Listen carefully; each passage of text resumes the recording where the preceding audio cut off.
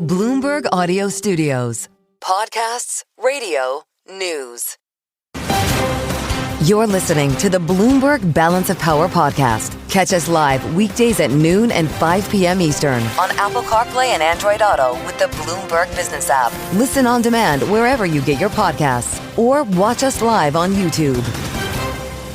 Watching Wall Street for us as we tackle politics here in Washington. Oh, they're going to collide again in our conversation coming up with Congressman Troy Downing, who's also going to be with us from World Headquarters in New York. As we're playing the name game here, we've got several new names on the not-so-short list for Fed.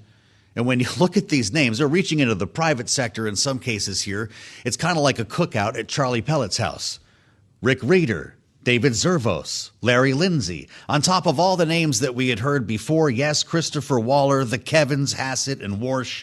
I see Mickey Bowman, Philip Jefferson, Mark Summerlin, and James Bullard all on this list, keeping the tongues wagging up and down the Amtrak corridor. And by the way, kicking off that conversation today in the markets, the whole market stopped at 7:30 to listen to Scott Bessent in a fascinating conversation with my colleagues on Bloomberg Surveillance, Jonathan Ferro and Anne-Marie Hordern, speaking not only about the next Fed chair, but the man who was just announced only hours after he was on this broadcast, Stephen Myron, the White House chair of the Council of Economic Advisors, to fill on a temporary basis seems to be the plan here. The chair left vacant by Governor Kugler. The big question right now, can they get him confirmed in time for the next Fed meeting? Here's Scott Bessent from earlier today on Bloomberg. The president has great sway with Leader Thune. Leader Thune's been a great partner during the tax deal, and I think that he would like to see Stephen, who I've known for a long time, get on there as soon as possible. So I'm hopeful about the September meeting. And Jonathan, the president's concerned about the building and those massive cost overrun, which just tell you that there is no accountability at that organization. There's no oversight in terms of the spending, but the president and I are both concerned about the foundations of the Fed.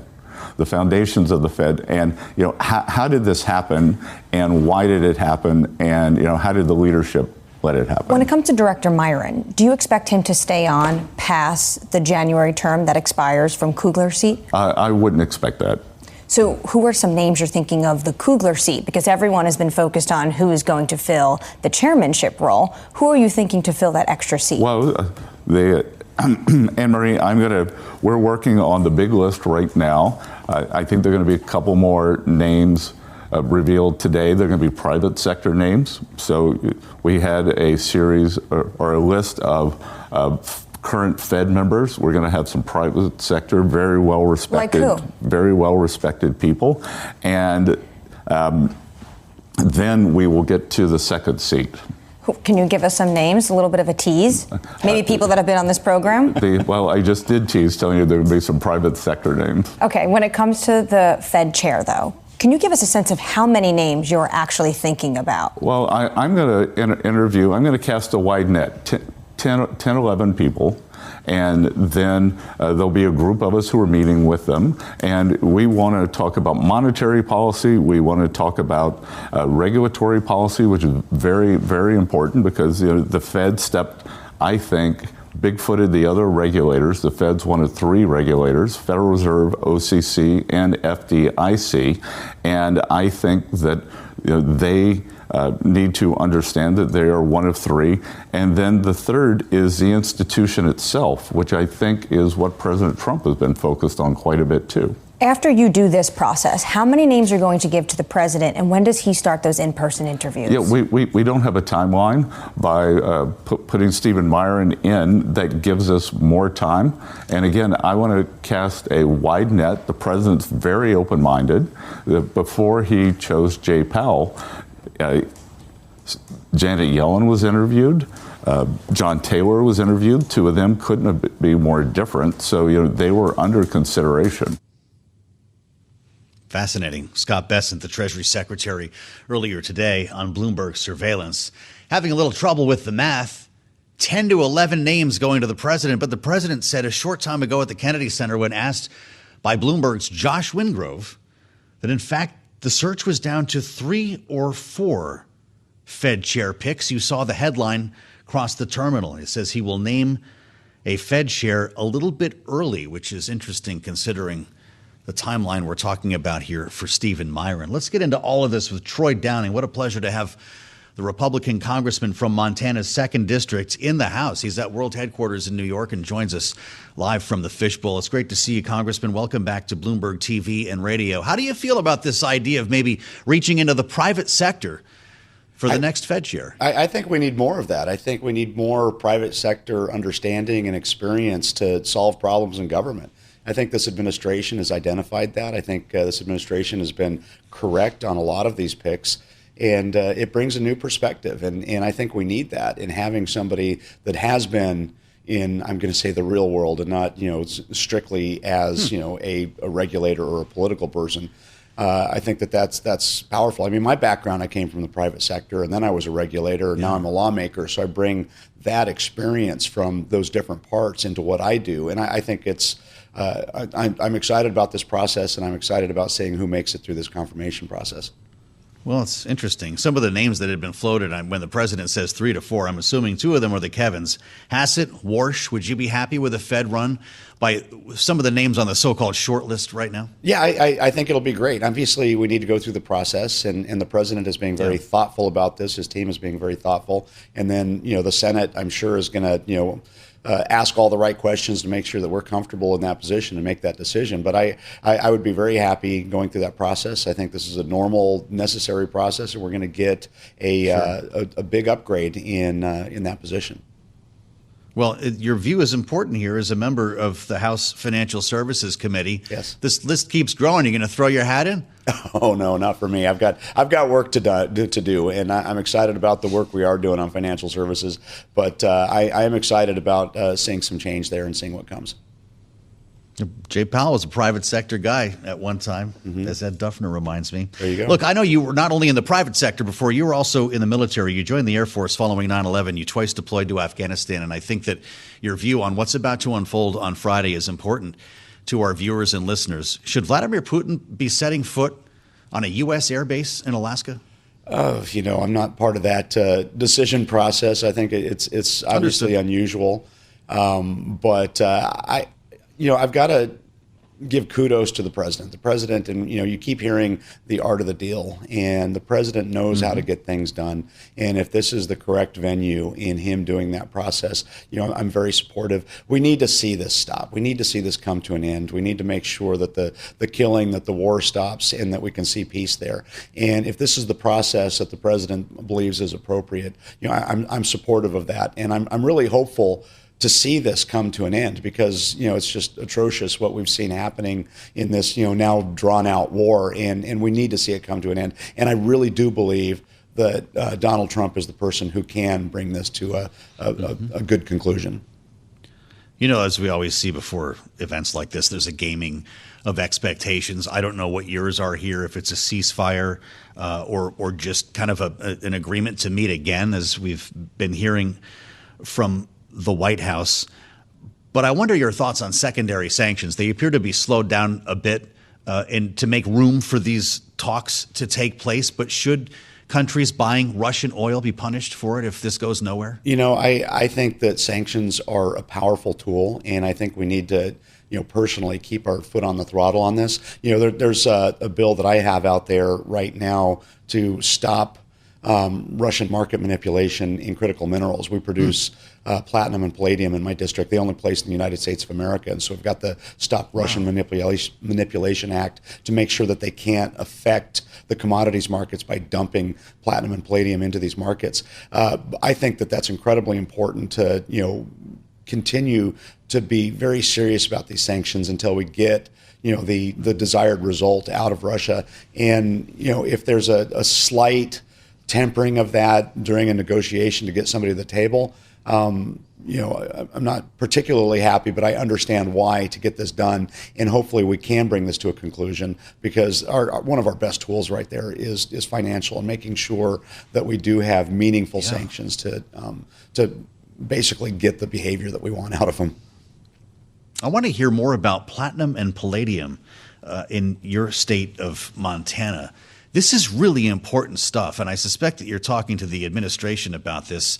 Is the federal government or the Trump administration specifically stepping up to help you protect those resources and, more importantly, harvest and process them? Harvest and process. I like that. That second part that you said, processing, is obviously a big issue with all of our critical minerals, our metals, everything that we're doing. Is we can pull a lot of stuff out of the ground that we don't have the capacity to actually turn into a usable material. So that's a big part of this equation, because we talk about being dependent on other nations, especially adversarial nations, on critical minerals, on all these things. But even the ones that we're pulling out of the ground, very often we have to send them abroad to have them processed. So I think that is something that we should be looking at in repatriating a lot of that processing. But I'll tell you, the critical minerals has obviously been a big part of the Trump administration's goals, making sure we're doing that right.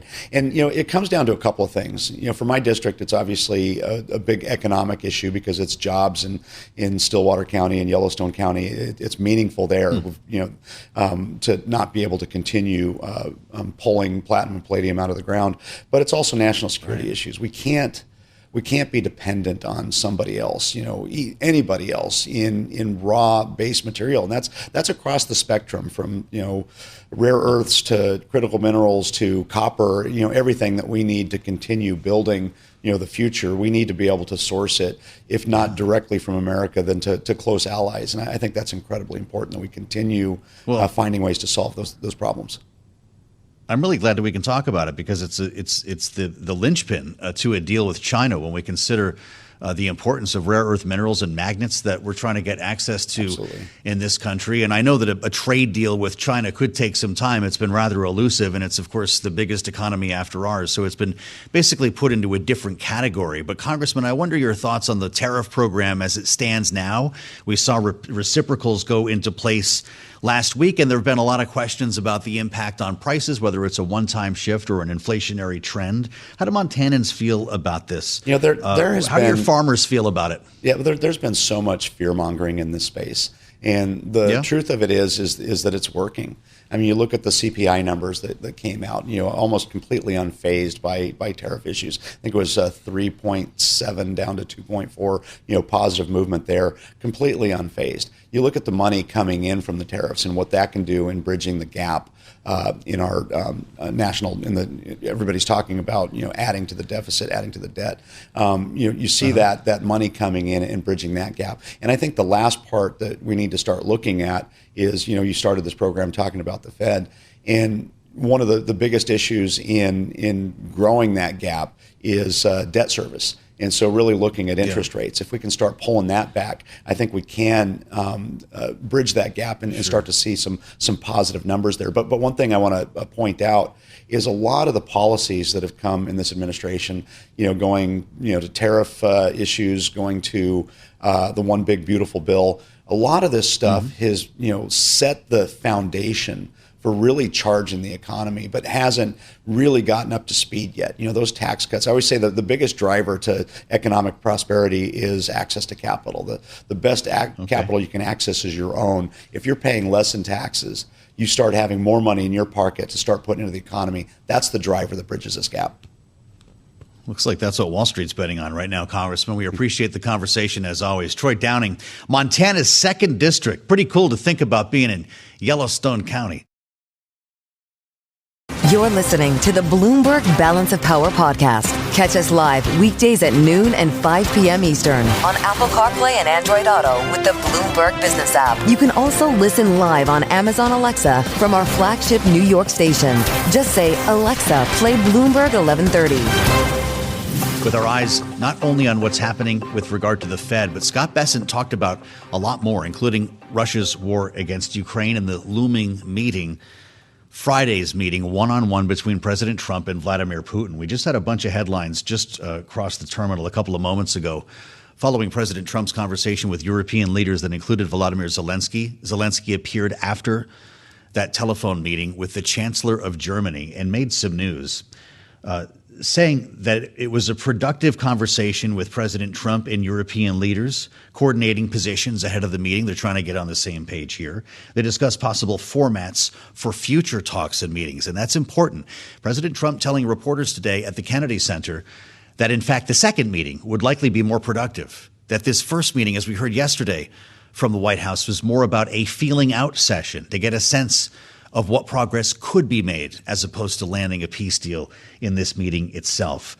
Zelensky saying that President Trump proposed a call after Alaska. Scott Bessent did talk about all of this with Anne Marie and John Farrow earlier on Bloomberg Surveillance. Let's listen to the Treasury Secretary. The president has been thinking about this a long time.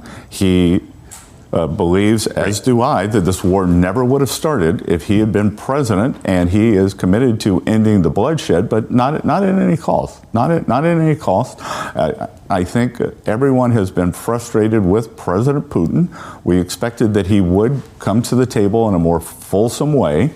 It looks like he may be ready to negotiate, and we put secondary tariffs on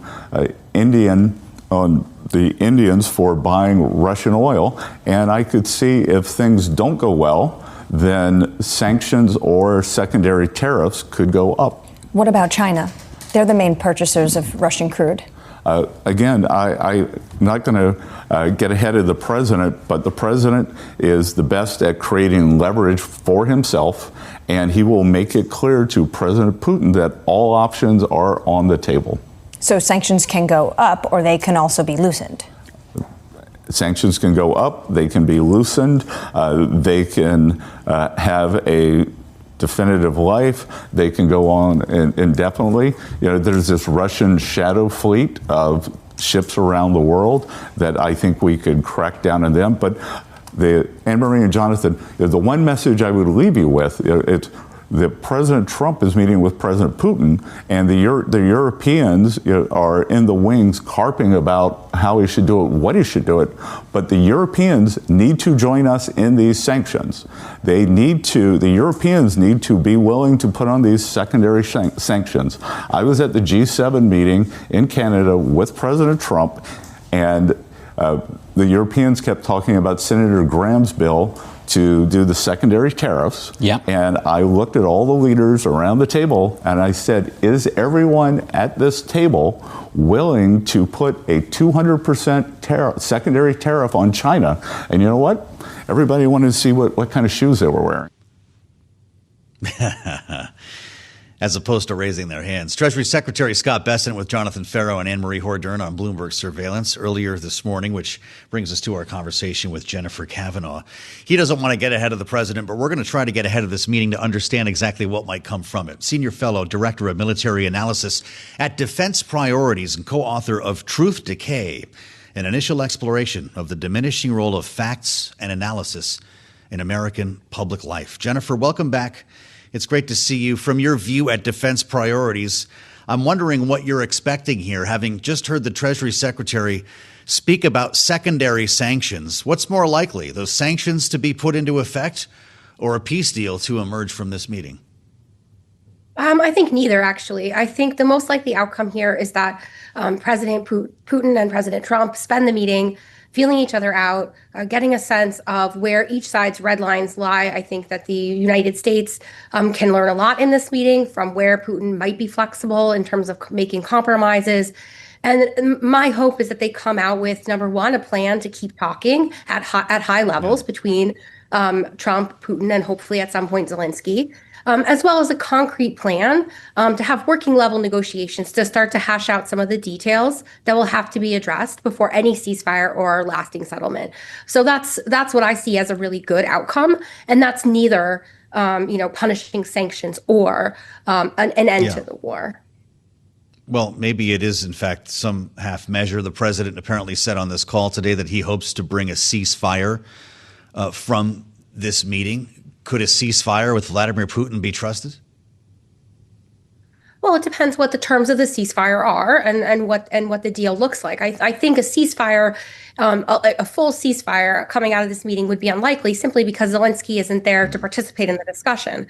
It's possible that they might agree to some sort of framework deal, like that Putin agrees in principle to a ceasefire on the condition that other issues are worked out, including territorial issues, as well as issues about Western assistance and other types of conditions that the Russians have already laid out and have stuck to throughout the war. It's also possible you might see a partial ceasefire. For example, some people have floated the idea of an air ceasefire, which would limit airstrikes between the two sides, and then the continued fighting would be on the ground. And that would help both sides. Russia has experienced some costs from Ukrainian drone and missile strikes on their oil facilities. And Ukraine is certainly suffering under Russian attacks on civilian infrastructure and cities. We finally got some details on this meeting, as I'm sure you've seen. It will be in Anchorage at the Elmendorf-Richardson Joint Base.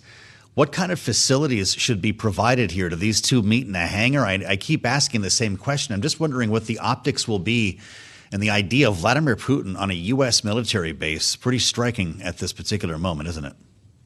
Yeah, I agree. And I had the same sort of thought. I mean, military bases are typically pretty Spartan and not what you normally see for these high level meetings. However, it is also true that, at the commanding general level, there are usually well adorned conference rooms that are used for these types of high level meetings, even among military leaders. So I'm sure that they'll be using, one of these types of more high level and rooms. But I think it is interesting that they chose the military base. Obviously, the choice of Alaska itself is an interesting one. So we'll see what it looks like. Is this meeting flawed in its initial concept in that it's one-on-one? President talked about maybe a trilateral the second time around, but the idea of President Zelensky waiting by the phone to hear what happened is also curious. Well, I think that this meeting is really, as President Trump himself has said, and his staff has made clear, a chance for listening and understanding. And the United States and Russia have a bilateral relationship that is quite tense and that exists outside of what's happening in Ukraine. And I do think it's important that the two leaders meet on at the bilateral level and try to work out some of these issues as well. I think that while the focus will be on Ukraine, it's hard to imagine that some of the bilateral issues between the two nations won't come up. And really, we see here that Zelensky has made clear he's ready for a ceasefire on acceptable terms, and he's willing to at least have negotiations and discussions. We have seen Putin has been much less willing to end this war. So if Putin is the party right now that is harder to bring to the table, it makes sense to have a one-on-one meeting and try to figure out what's required to change that. This is also the format that I think Trump is very comfortable in, these bilateral meetings with other world leaders. And so that's something that he gravitates towards. But he hasn't shown in past phone calls and interactions with Putin over the past 6 or 7 months, he hasn't given any part of Ukraine away. He hasn't sacrificed Ukraine's security or its sovereignty. So I think the idea that he's ready to serve Ukraine on a plate doesn't match up with what we've seen in the recent past. Well, what do you make of the European counteroffer, if I can call it that? A counteroffer to reports that the lines essentially would be frozen in place. I know the president's talked about land swap, and we don't really have a sense of exactly what that means, but Vladimir Putin wants the Donbass and he wants Crimea. The European leaders on that phone call have a different idea. 1 inch for 1 inch. And this doesn't sound like something that Vladimir Putin is ready to talk about, but any retreat of Ukrainian forces from Ukrainian-controlled territory would be matched inch for inch by Russia's withdrawal from occupied Ukrainian territory. Is there a world in which that could happen?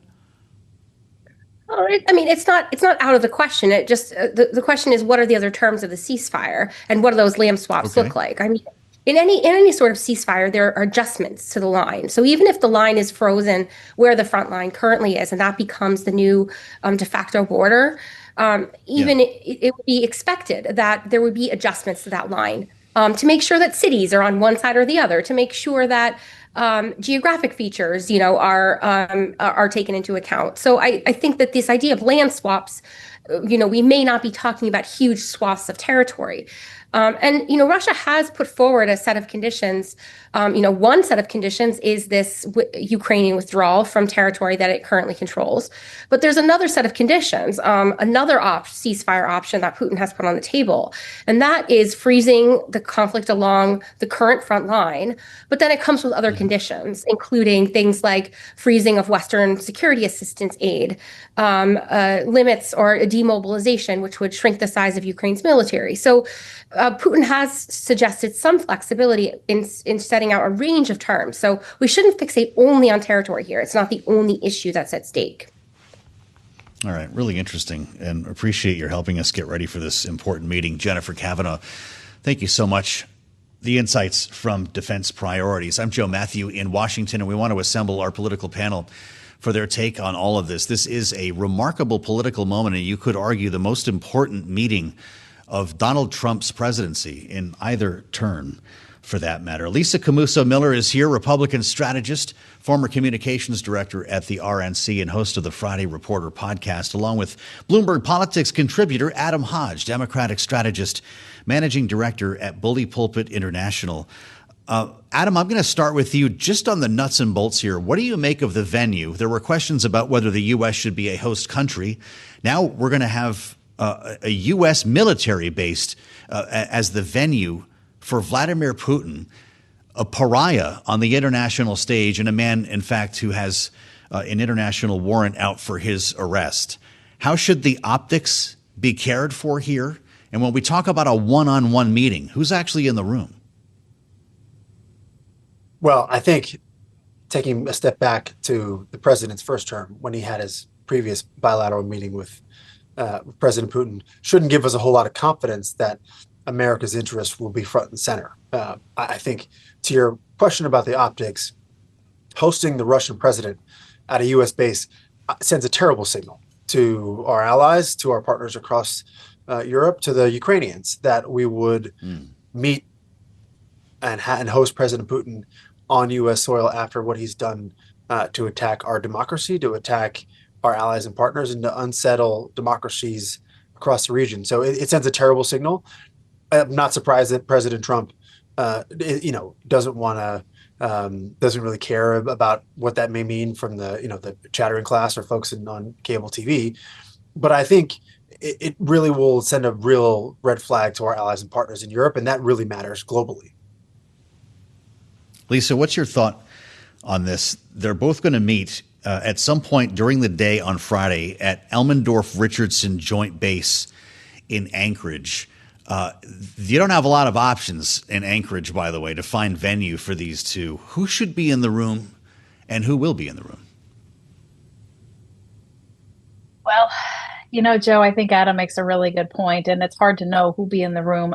The truth of it is that the message and the visuals and all of the optics of this particular conversation are definitely one that are going to be very difficult. So I suspect that the president will be surrounded by his top leaders, and I suspect the same for Vladimir Putin. He'll be surrounded by his leadership, and this will be one that I think, regardless of how it goes, will be one that will have to be messaged very carefully, and something that I think that overall, while historic, also not incredibly encouraging, because I suspect that regardless of what happens in this meeting, Vladimir Putin is going to do exactly what Vladimir Putin wants to do. And it's been shown over and over again as the president has shared messages about how he thinks things are going to happen and what's going to happen in Ukraine, and then those change. I think the same will probably be true of this as well. I think Vladimir Putin will use it as a tool and a pawn, really, in how he messages, how he works with the White House and how he works with this administration. Gaming expectations, always a big part of this, Adam. The White House had been tamping down expectations the last couple of days, saying, hey, this isn't about a peace deal here. This is a feeling out session. The president wants to know where Putin's head is. And it seems like we have a pretty good sense of where his head is. But that does not sound like what we're hearing from this call today between Trump, European leaders, and President Zelensky of Ukraine, in which Donald Trump said his goal is to arrive at a ceasefire on Friday. Is that in the realm of possibility? I have a hard time believing that Ukraine after all they've been through, will agree to a ceasefire, given what they've seen on the front lines and what has happened across Kyiv. I mean, let's not forget, Donald Trump has multiple times told Putin to stop firing missiles into Ukraine, said he had a great call with him, and then less than 5-6 hours later, the missiles were launched again. People were killed in Ukraine. So I'd keep my powder a little dry on any expectations about it, grand breakthroughs, because Vladimir Putin has not shown any willingness to abide by whether it's norms or just to respect Ukraine's territorial sovereignty. So my expectations are as low as they can get, unfortunately. Well, how about you, Lisa? What should we be looking for when these two men emerge from the meeting? We expect Donald Trump will hold some kind of a news conference or make an announcement to reporters. What will he have to say? Well, the president likes to demonstrate wins, and so I suspect that that's precisely what we'll hear from him. But to Adam's point, I also think we need to pay very close attention to the movements that happen out of Russia beyond that conversation to see whether or not there is any progress that has been made. Also to the fact that the president is using this as an opportunity and will continue to use this as an opportunity to demonstrate that he's willing to have hard conversations that Joe Biden and other presidents before him were not willing to have.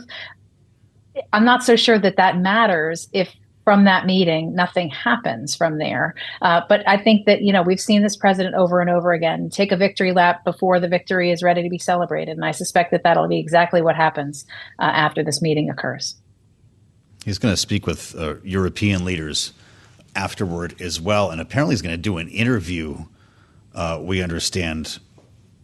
Adam, the rollout here is curious. It's a day trip to Alaska, so they're not going to be together, presumably, for all that long. Will you trust the readout from each side? Because they may not agree, as we've seen in the past, unless they hold a bilateral news conference, which I think after last time around, the White House would prefer not to do. I mean, you're right there. I think given what happened the last time, President Trump, suffered from that press conference. It still haunts him to this day.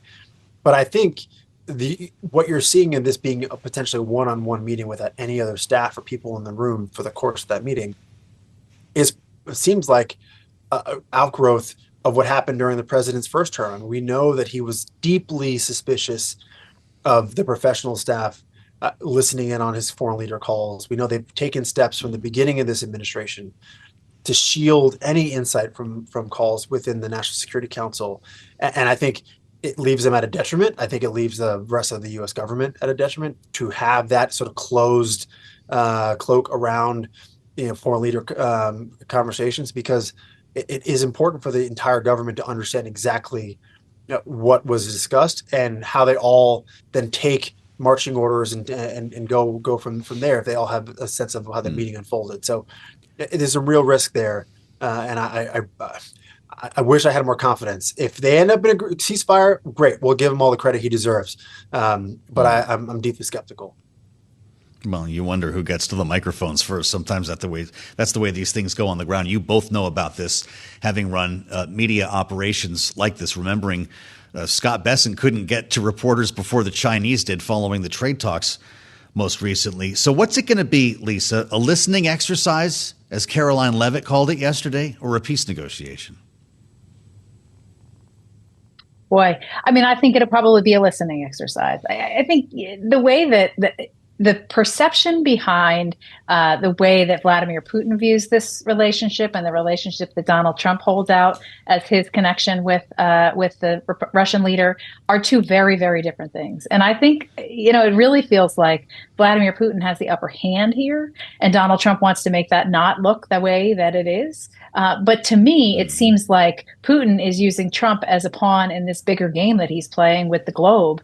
And so while it's a listening session, I suspect, too, as you mentioned earlier, that this is them setting the groundwork and setting really the tone for what will be just another meeting that has almost no outcome.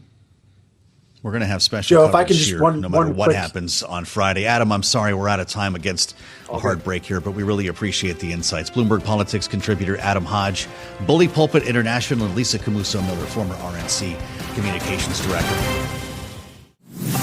Thanks for listening to the Balance of Power podcast. Make sure to subscribe if you haven't already at Apple, Spotify, or wherever you get your podcasts. And you can find us live every weekday from Washington, D.C. at noontime Eastern at Bloomberg.com.